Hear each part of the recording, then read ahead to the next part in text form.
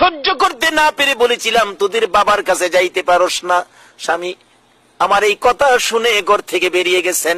বাবা গো, ও বাবা, আমার স্বামীরে খুঁজে পাই না, আমি এখন কি করব? আমার নবী বলেন, ফাতেমা রে, যে কথা দিয়ে আলীকে ঘর থেকে বের করে দিয়েছো, আলী বুঝি জংলাই ব্যথায় বুঝি বসে আছে রে ফাতেমা।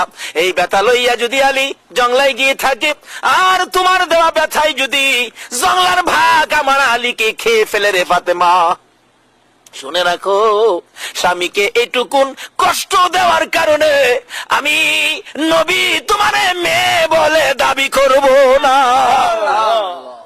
স্বামীকে এইটুকুন কষ্ট দেওয়ার কারণে আমার নবী বলেছে তোমাকে মেয়ে বলে দাবি করব না।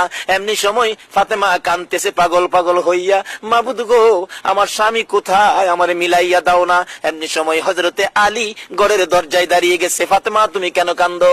দৌড়ে যাইয়া আমার নবীর সামনে ফাতেমা পায়ে পড়ে গেছে। মা বোনেরা, স্বামীর কাছে যদি কোনো অপরাধ করো, দেরি করো না, জলদি করে যাইয়া স্বামীর পায়ে পড়ে যাও। ফাতেমা শিক্ষা দিয়েছে জান্নাতি মহিলাদের সর্দার হইয়া স্বামীর পায়ে পড়ে কাঁদতেছে।